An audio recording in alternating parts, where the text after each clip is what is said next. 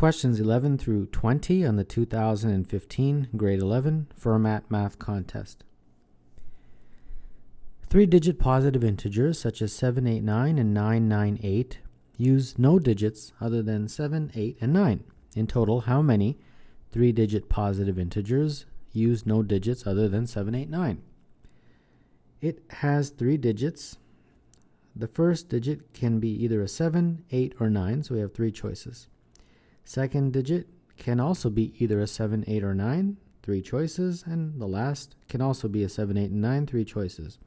It's nice that they provided some examples, and that illustrates that you can use the same number more than once. As you can see, 9 is used twice there. So then you just multiply them, 3 times 3 times 3, 27, and that's how many you get.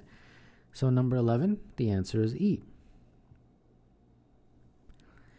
If cos of 60 is equal to cos 45 times cos theta, theta is between 0 and 90 inclusive, theta is equal to.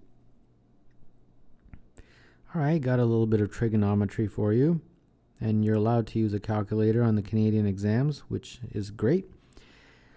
So some of you probably have this memorized. You don't even need a calculator, but if you do, there's nothing wrong with using one. That's a half, and cos of 45 is root 2 over 2 times cos of theta. And then just isolate for cos theta, and you will get, what will you get? 1 over root 2? Yeah. And then that is, if you rationalize the denominator, root 2 over 2. And you either know this by memory, or you can just do it in your calculator, inverse function. And when you do, you get theta is equal to 45 degrees. So number 12, the answer is D. At the end of the year 2000, Steve had $100 and Wade had $10,000. At the end of each of the following years, Steve had twice as much money as he did at the end of the previous year, and Wade had half as much money as he did at the end of the previous year. At the end of which year did Steve have more money than Wayne for the first time? So, end of, the answer choices go up to 2006, right? So, most likely the answer will be before 2006.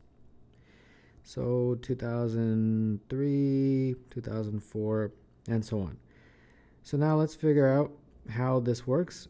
We have Steve and we have Wayne. At the end of 2000, it was 110,000.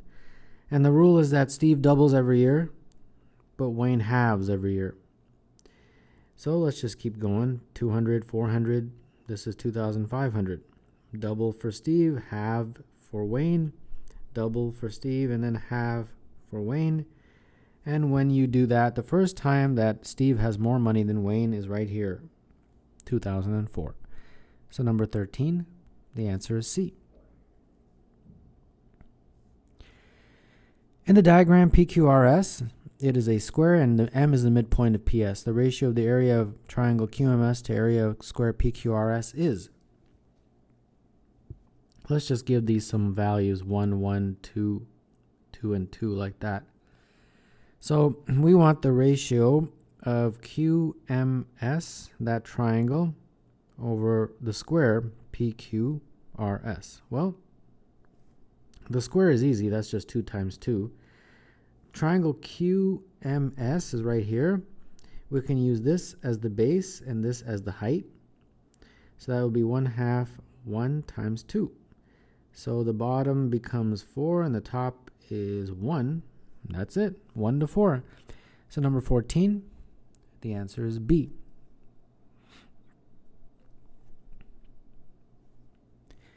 A music test included 50 multiple choice questions. Zoltan's score was calculated by adding 4 points for each correct answer, subtracting 1 point for each incorrect answer, and adding 0 points for each unanswered question. Zoltan answered 45 of the 50 questions and his score was 135. The number of questions that Zoltan answered incorrectly is.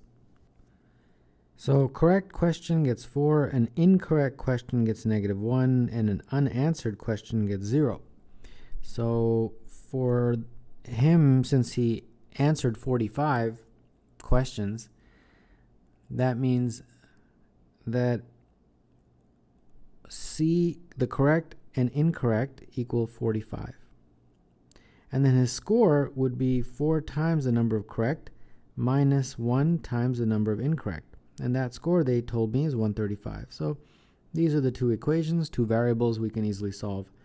The quickest way is just to add them. That gives me 4c is equal to, or 5c I should say, is equal to 180.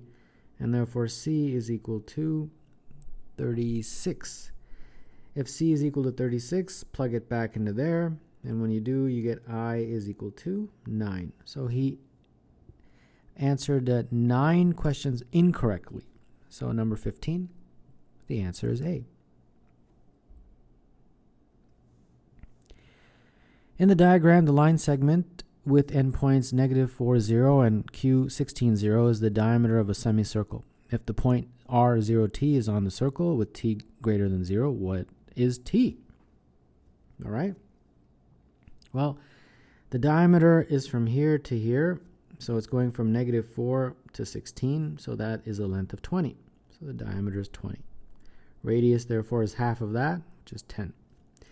So we have to figure out the center of the circle. Well, the diameter is 20 and the radius is 10, so the radius will be 10 behind 16, or before 16. So 16 minus 10 is 6. So that point will be 6, 0. All right. And you all know the equation of a circle, right? It's x minus h squared plus y minus k squared is equal to the radius squared. And hk is the center. Well, in our case, the center is 6, 0, and our radius is 10. So we can plug that in. X minus 6 squared plus y minus 0 squared is equal to 10 squared. There you go. There's our equation. Now all we have to do is substitute 0t and solve. So 0 becomes my x, and t becomes my y. So this will become minus 6 squared is 36. This is t squared. That was 100. So t squared is 64. And then t is plus or minus 8. But they told me that t has got to be greater than 0. So that means t is equal to 8.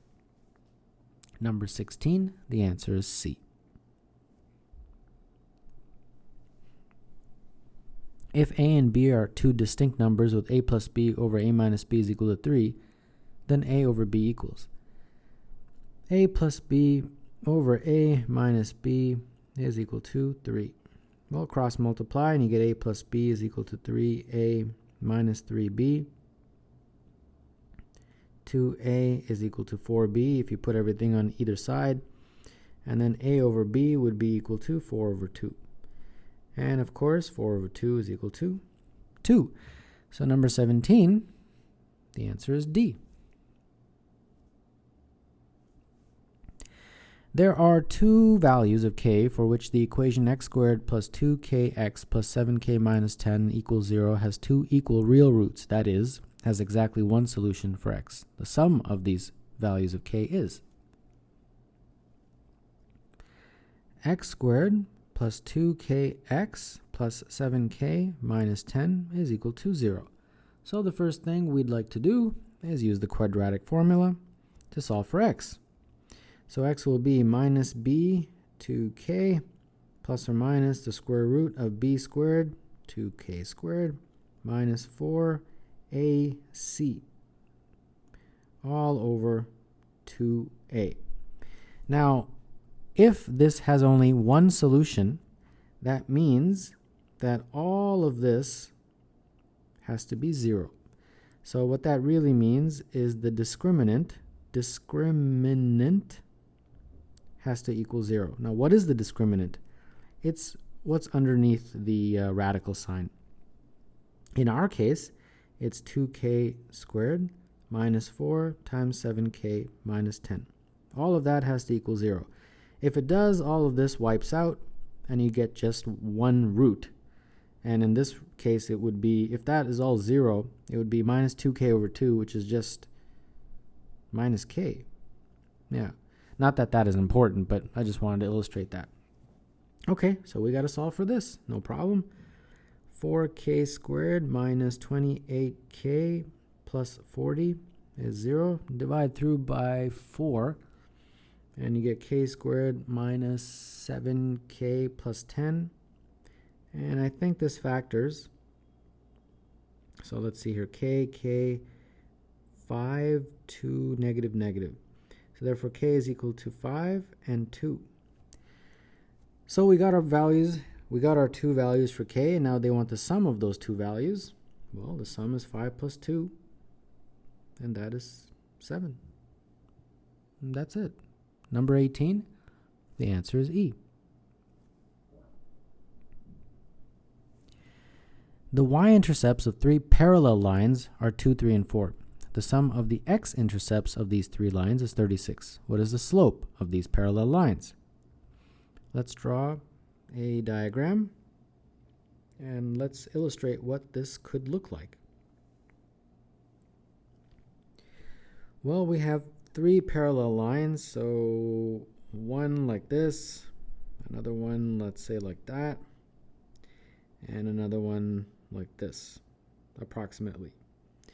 And they have told me that the y-intercepts, so where they cross the y-axis, is 2, 3, and 4. And then where they cross the x-axis, they don't give me those values, but they tell me that those values add up to 36. All right, so I'll just say this is A, B, and C. Okay. Well, let's call this line 1, let's call this line 2, and let's call this line 3. So the first thing is A plus B plus C is 36. That's the first piece of information. And then for line 1, all lines, of course, have the formula y is equal to mx plus b. But b is what? B is just where it crosses the y-axis when x is 0. And for line 1, we already know it's 4. So instead of writing b, just write 4, right? When x is 0, y will be 4. Line 2, in a very similar way, will be y is equal to the same slope, because these lines are parallel and parallel lines have the same slope. So m again, but this time not 4, it'll be 3. And in a very similar way for L3, it will be y is equal to mx plus 2 for the same reason. All right, so let's, for all of these, solve for the x-intercepts when y is 0. So for the first one, when y is 0, we get negative 4 over m is equal to x. But instead of writing x, I'll write a, because that is what I have chosen to represent that. Actually, it's c for this guy. Sorry, right? Because it's L1. It's this guy right here. For L2, let's solve for x. It would be minus 3 over m is equal to x, but my x in this case is b. And then similarly for L3, we have this guy right here, and it would be minus 2 over m is equal to a. All right. So now I've got a, b, and c all in terms of m. I can sub them all into there and solve for m, which is what they want. They want you to solve for the slope, which is represented by m. Okay. A plus b plus c is equal to 36. So I've got minus 2 over m, minus 3 over m, minus 4 over m is equal to 36. So we have minus 9 over m is 36, and solving we get minus 9 over 36 is m. Therefore m is equal to negative 1 over 4. Number 19 therefore is E.